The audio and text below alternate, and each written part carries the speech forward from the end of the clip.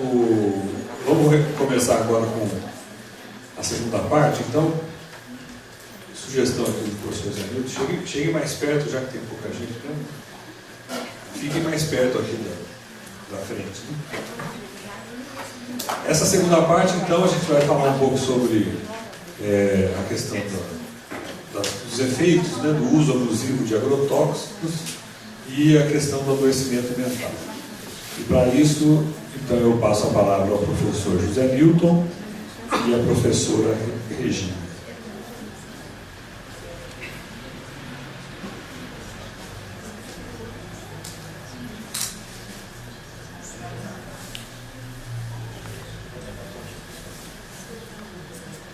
Gente, bom dia. Então, eu queria agradecer, né, o convite do Luiz, né, da Rosana de estar aqui. Só que eu estava falando com eles agora que eu queria ficar aqui escutando. Eu acho que tem tanta experiência rica, né, e isso enche a gente de uma esperança também, né, que então a gente fica muitas vezes com teoria e tal, e vendo as coisas vivas acontecerem, dá um ânimo diferente para a gente, né? Bom, de qualquer jeito é o seguinte, o que eu estou trazendo aqui é alguma coisa ligada à questão do adoecimento mental do trabalhador rural, né? E de uma parte ligada à questão dos agrotóxicos, mas vamos ver alguma coisinha a mais também. Eu estou trazendo alguns dados gerais que eu fiquei sem saber, assim, eu posso estar falando o que todo mundo sabe, mas ao mesmo tempo eu tenho que pensar assim, isso para dar um panorama da situação, né, em relação ao adoecimento mental, né? Então, alguns dados que eu vou trazer em relação ao adoecimento mental, que é uma consequência, uma espécie de continuidade do adoecimento, do acometimento orgânico, né, que os agrotóxicos trazem. Então, eu vou começar falando de um texto dessa pesquisadora Rosenberg, de um artigo dela de 1994, que ela diz que uma pesquisa feita em zona rural do Espírito Santo, 30% das famílias, né, relataram doença do nervo, doença nervosa, né, que é o termo comum, né, de um sofrimento mental grave. E para falar assim, que é um sofrimento muito grande e esse sofrimento se torna uma doença, fica a passagem de um próton é muito pequena e às vezes as coisas estão misturadas, né? E associadas a um alto uso de drogas psicotrópicas, remédio psiquiátrico, né?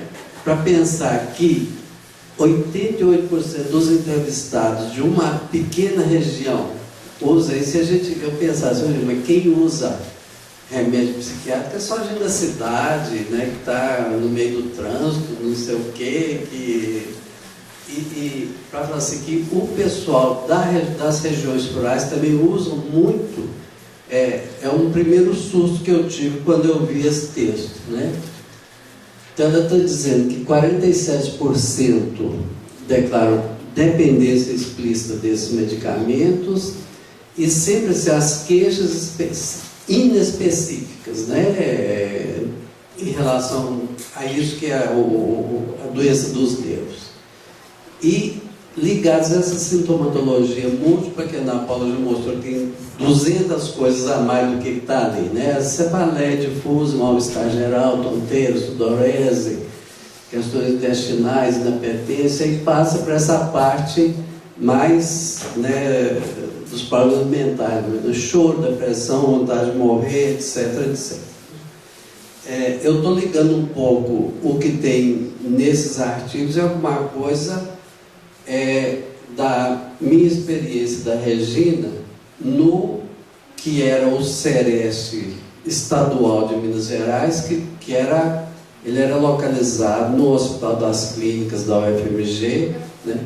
E nós fomos para lá a convite da coordenadora da época, que era a doutora Andréia, e o professor Tarcísio, que é também ligada ao Departamento de Medicina Preventiva e Social da UFMG, e que tem o laboratório lá, o ambulatório também de medicina do trabalho. Então eles nos convidaram justamente porque, atendendo os trabalhadores, falaram, tem muita coisa que é da nossa competência médica, mas tem alguma coisa que nos escapa, né? Que a gente vê que eles são problemas psicológicos. Então por isso que eles nos convidaram, e nós passamos um tempo lá, e o professor Tarcísio nos convidou especialmente para acompanhar um trabalho com trabalhadores rurais, que na época, justamente, né, vocês já falaram aqui, tinha um grupo de Alfredo Vasconcelos que estava indo lá regularmente, né, e que aos poucos a coisa foi parando, né, mas nós tivemos a oportunidade de fazer um trabalho bastante interessante, e parece que tem alguma coisa assim, de dar continuidade. O dia me falou, mas eu também não estou sabendo em detalhe, não. Mas acho que a gente pode pensar assim, né, de estreitar as relações com o Sereste mesmo, regional, que eu acho que seria o ponto, né, como é que fala? É o centro mesmo, né? Que vai olhar não só o Alfredo, mas todos os outros lugares da região, né? E principalmente da coisa ser feita aqui e não lá, né? Porque eles iam para lá deslocados, né? Mas enfim, essa é uma outra questão, né? Bom, isso gera então, um pouco que a Ana Paula já falou também, a existência de um doente crônico no meio rural, né, com sofrimento mental ou distúrbios psíquicos inespecíficos. Dessa doença do nervo que às vezes não tem, às vezes até dificuldade de estabelecer um CID, né? Mas é tudo que está no corpo e que, né, se o corpo está doente, a cabeça também está, né? É uma coisa também, né, que a Silvana falou, né, a dificuldade em se compreender ou mesmo de diagnosticar as causas. É que sabe, né, mas como fazer o nexo de uma maneira, né, que seja realmente assim. Você tem que conhecer não só o sintoma, né, ou a doença, ter um CID estabelecido, faz os exames lá de colinesterose, colinesterase, né? Eu não sei esses nomes. Esse eu não sei. Os nomes médico clínico, né? Mas falar que isso está relacionado com o trabalho, né? Então isso exige realmente, né, um trabalho conjunto que tem que ser não só no laboratório, né, no consultório, mas para fazer essa pesquisa, essa anamnese e a anamnese do pessoal lá, que também é o centro os médicos que residência, né? Residência de medicina do trabalho. Então, o trabalho deles, a anamnese deles é muito interessante, muito completa mesmo. Isso a gente acompanhou de perto. É pena o professor Tarcísio não estar aqui, mas ele tem que vir na próxima. Bom, esses outros autores aí, Poças e Trapé, né? Isso aqui é só para ver a dificuldade situar, né, a questão da doença mental.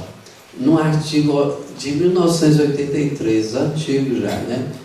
Então fala assim, que as queixas associadas os profissionais, os médicos profissionais de saúde, identificavam as queixas dos trabalhadores rurais como se fosse verminose e anemia. A pessoa está reclamando disso, daquilo, né?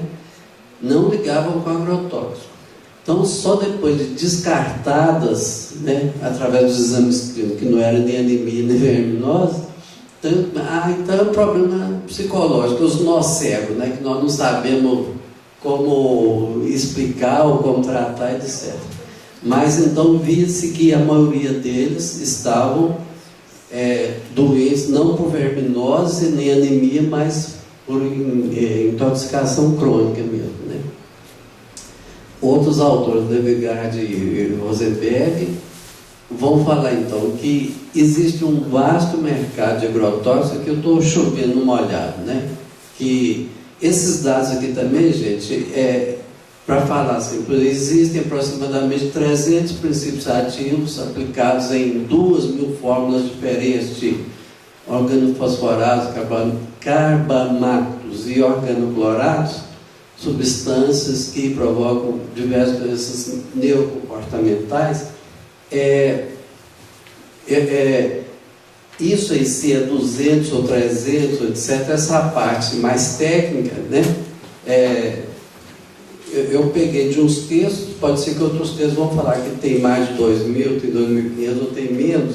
Então essa questão não é o importante que eu quero falar nessa parte mais técnica, mas que isso provoca então essas doenças neurocomportamentais. Quer dizer, o veneno, ele atinge o organismo, fígado, pulmão, intestino, cabeça, etc. Mas atinge também a nossa parte neurológica, né? Atingindo a parte neurológica, a pessoa começa a ficar, né?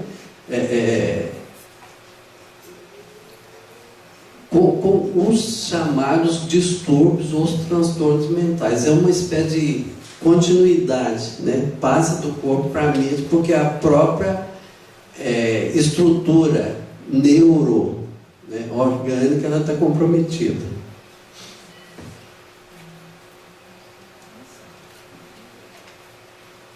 Então é isso que eu acabei de falar. Os efeitos orgânicos, eles têm também esse componente neuropsicológico com sequelas crônicas.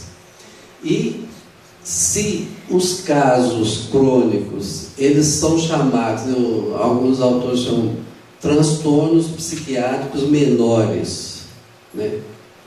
Ou seja, não são os casos severos, mas também existem esses quadros severos, né? Que eu estou chamando ali de depressão de uma maneira geral, né? Mas que caminham para o suicídio, né? Então, a questão do suicídio, ela é muito grave também no meio rural, né? Esses outros autores falam de, entre 92 e 2002, de 1.355 casos de intoxicação por agrotóxicos no Mato Grosso do Sul, 506 tentativas de suicídio, com 139 mortes que resultaram dessas tentativas, né? E não é porque o cara já era doido, nasceu doido, não. É esse comprometimento que o agrotóxico, né, é um sofrimento muito grande do corpo e da mente, né? Então, a melhor saída é morrer, né? É um caso que nós não vamos discutir aqui, mas o que é a pessoa preferir, né, morrer a viver esse sofrimento intenso? Então, em resumo, a população economicamente ativa, né, do meio rural está sujeita a transtornos mentais de intensidade variada, né? Os transtornos mentais leves, médios ou severos, né? E a questão que eu tornei a falar, né, são escassas as conclusões relativas aos efeitos, né, neuropsicológicos de longo prazo.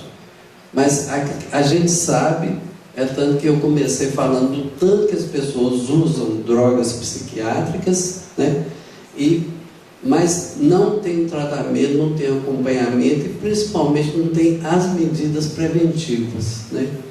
Tanto a medida preventiva para a pessoa, quando tem contato com esses produtos, saber se proteger, mas a melhor prevenção mesmo é essa, né, que seria da agricultura, o nome? Agroecologia, né? Muita gente fala de produtos orgânicos também, né? Parece que é um nome assim, que no mercado é mais conhecido, né?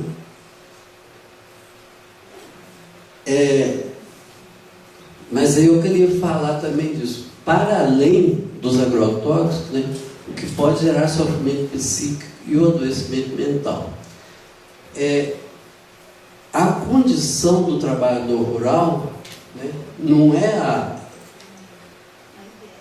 um mundo maravilhoso, né? Então, estou colocando aqui, por exemplo, as precárias condições socioeconômicas, a natureza complexa das atividades do campo. Vocês vão me corrigir nisso que eu estou falando aqui, que eu estou falando geral e vocês têm exemplos concretos muito melhores, né? Mas o risco constante de adoecimento e acidente de trabalho, seja acidente, foi-se inchada, a máquina, cobra, aranha, escorpião, sei lá mais o que, né? A impossibilidade de controlar as forças da natureza, mudanças climáticas, né? Seca, enchente, chuva, etc., né? No sul, geadas, né? Isso provoca destruição, a perda da produção, com prejuízos financeiros ou endividamentos, né? Essas lógicas imponderáveis, imprevisíveis do mercado, né? Com oscilação de preços, né? Dos produtos, perdas e prejuízos. Às vezes é melhor eu não vender nada porque eu vou ter prejuízo, né? Então fica jogada fora toda uma safra, né? O desestímulo ao cultivo por causa disso, das políticas, né, de incentivo ou de falta de incentivo. Então, essa vulnerabilidade socioeconômica, né, a baixa escolaridade, o isolamento no campo, a exclusão social, entre muitos outros, desses fatores que, além do agrotóxico, né, mostram essa desproteção do trabalhador rural em geral. Mas isso aí vocês conhecem muito melhor que eu e podem dar exemplos para falar além disso que eu estou falando aqui. Bom, vamos lá. Isso aqui também, os trabalhadores do campo, né? Vocês podem também ir me corrigindo, né? Para falar que eles são empregados de grandes ou médias propriedades, né? Ou existem muitos que são pequenos proprietários, né? E são autônomos, né? Fala-se que no Brasil existem 70%, né, dos 5 milhões de propriedades rurais no Brasil, 70% são de pequenas propriedades. Por isso que a questão da agricultura familiar no Brasil, que foi implantada a partir dos anos 90, né, com o Pronaf, criação do Ministério do Desenvolvimento, foi uma coisa muito interessante, né? Tem altos e baixos dela, mas de qualquer jeito, se 70% são das pequenas propriedades, por outro lado, né, o crédito, né, vai para 70% das grandes propriedades. Fica 30% para a maioria dos pequenos proprietários, que é uma inversão, né? Então, a lógica do dinheiro vai assim, para as grandes empresas, né, do agronegócio. Então, daí que eu estou falando assim, desamparo institucional e socioeconômico do pequeno trabalhador. Então, aqui a grande questão, que é a questão que vocês estão falando aqui, que é como pensar algum tipo de intervenção junto a essa população, né? Então, um trabalho interdisciplinar no qual o coletivo de trabalhadores tenha, né, um lugar de sujeito. Isso que eu estou falando aqui é o que vocês estão fazendo, que a Silvana falou assim, não adianta esperar a coisa de cima, né?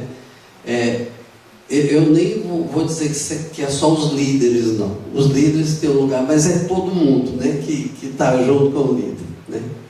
O líder, ele congrega, puxa, né? Mas é importante que todos estejam presentes nisso aí, né? Bom, eu teria mais alguma coisa para falar, mas eu acho que melhor assim, a Regina vai pegar a fala agora e depois a gente continua discutindo, que eu acho que é muito melhor. Eu tentei só colocar alguns dados gerais, né, para falar do ponto de vista do adoecimento mental, né, que é um problema grave. Bom, então passo para a Regina dar continuidade. Põe no segundo turno.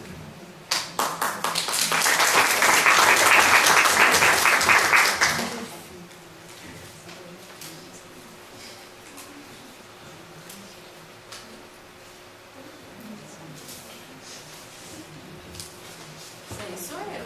Não.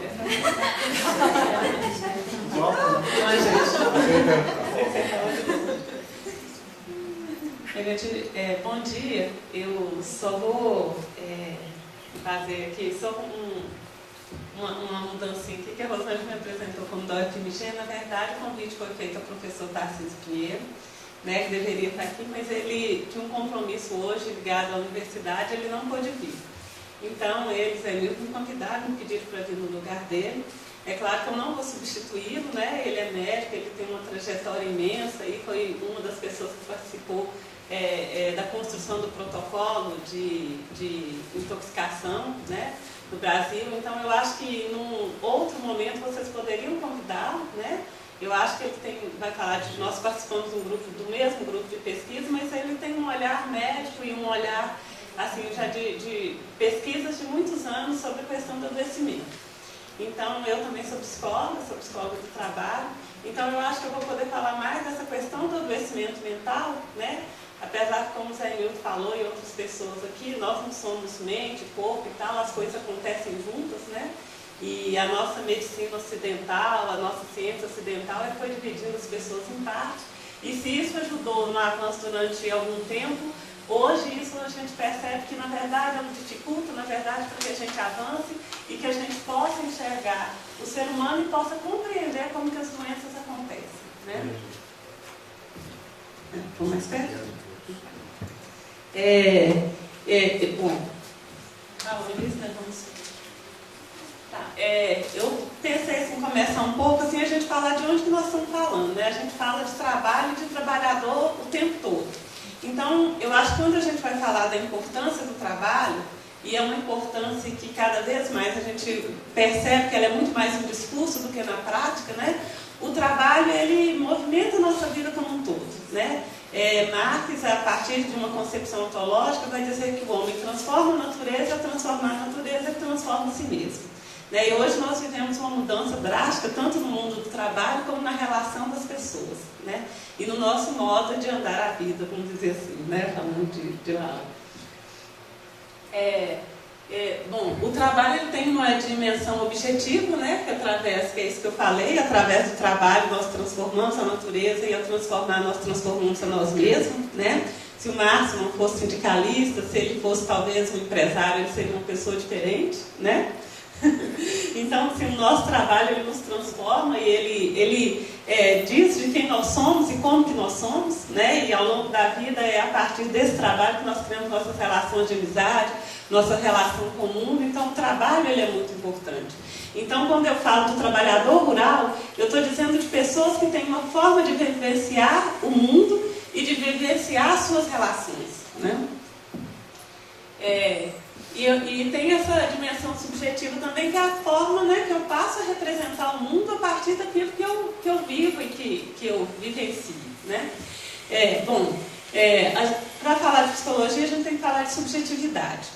Só que quando a gente pensa ciência, né, e você falou sobre a ciência e tal, a gente vai ver que no fundo a ciência não é tão neutra assim, né? A ciência, por mais que ela queira ter lá, não, é a ciência, que a verdade está aqui escrita, não é bem assim.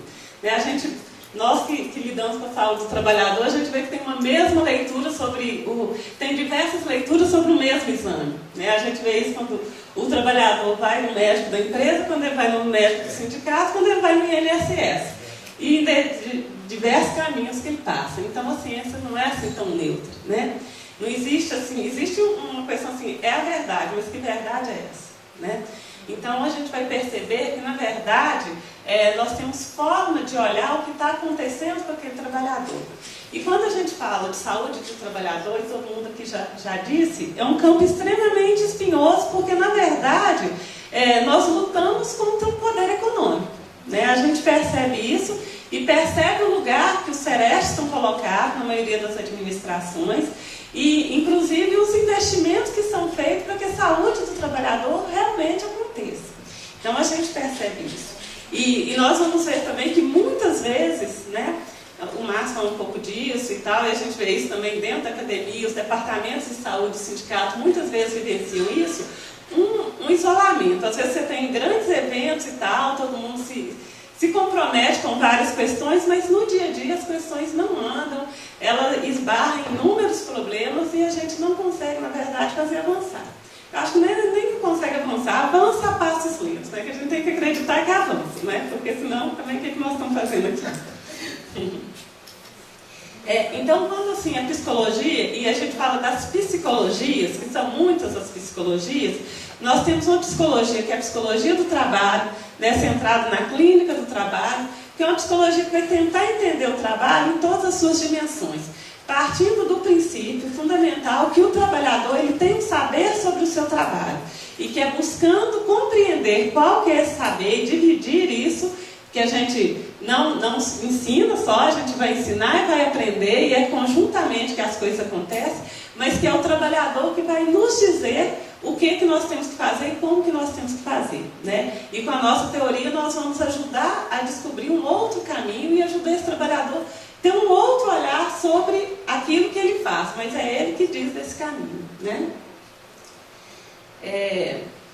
Então, assim, o trabalho para criar identidade, como eu falei, é fundamental. Então, quando a gente fala de uma psicologia do trabalho, de uma medicina do trabalho, ou qualquer coisa, a gente tem que estar junto com esse trabalhador, né? Se não é isso, a gente chega lá com um discurso muito interessante, né? Que acho que eu faço, que você já fala um pouco. A gente chega lá com um discurso muito interessante e prepara tudo muito bem, igual a Márcia chega lá falando do agrotóxico, e a maioria dos manuais em saúde e segurança do trabalho, né? Eu fiz uma pesquisa, olhei vários manuais, fui para Fundacentro, peguei vários manuais, e todos eles estavam lá muito certinho, né? O que adoecia e como que você corrigia. Tudo assim muito certinho. Como você ia fazer uma palestra para o trabalhador, o que você tinha que dizer e tal, né? Aí tá lá, não, o agrotóxico é um veneno e tal, vocês não podem usar, vocês têm que usar a máscara, tem que usar a luva, chegar você tem que tirar a roupa e tal, tudo muito bonitinho assim. Só que a gente tem que entender assim que, né, esses mesmos órgãos que muitas vezes estão hoje dizendo disso, né, e assim, partindo do princípio que o trabalhador não sabe nada, que ele nem sabe que aquilo é um veneno, que ele não sabe que aquilo adoece, e que isso tem que ser dito, na maioria das vezes, assim, foi um outro discurso que a partir dos anos 70 foi construído no país, né, e aí nessa questão mesmo do discurso que nós vamos combater a fome, né, que você já falou, que o Brasil ia crescer, que nós íamos crescer o bolo, depois nós íamos dividir e tal. Era assim um discurso forte e ao mesmo tempo impositivo, porque você só conseguia crédito rural se você comprasse o defensivo agrícola, né, que ficou com esse nome bonito na época. Você tinha que comprar o defensivo agrícola para você conseguir o crédito rural. Sem isso você não conseguiria. E em nenhum momento nesse início foi dito quais seriam os males que aquele defensivo causaria, né? E não se fazia pesquisa, por exemplo, eu tinha uma praga aqui que eu mataria com o mais simples de todos. Não, você chegava muitas vezes no balcão e levava o mais forte de todos, né? Então você levava ali um antibiótico com espirro. Então, isso aconteceu no Brasil durante muitos anos, sem nenhum questionamento, né? À toa que nós somos um dos países que mais consomem agrotóxico, né, no mundo. E o que isso causa à saúde humana, se a gente tem muitos estudos, principalmente em outros países, no Brasil isso é muito incipiente. E por que a gente tem tão poucos estudos? No mundo inteiro esses estudos são bem aquém do que deveria ser. Porque não interessa dizer que o trabalhador adoece por causa disso, né? Não interessa. Então, se nós podemos dizer que esse trabalhador está com uma intoxicação aguda através pelo organo fosforado, é só por ele. Que aí nós temos acetilcolinesterase, mas e os outros? E eu só digo nesse momento, agora, já está provado que eu tenho uma alteração neurológica. Essa alteração neurológica não tem como eu comprovar. Porque é impossível? Não é possível. Se eu tivesse um daqueles aparelhos maravilhosos assim, né? A gente teria como dizer. Mas nós não temos. Ninguém vai comprar um aparelho aí de milhares de dólares para colocar um trabalhador rural e comprovar que ele está adoecendo porque ele está usando um defensivo agrícola, né? Mas eu acho que nós temos um outro instrumento que nós temos que usar, que é o instrumento da prevalência dos casos. Nós temos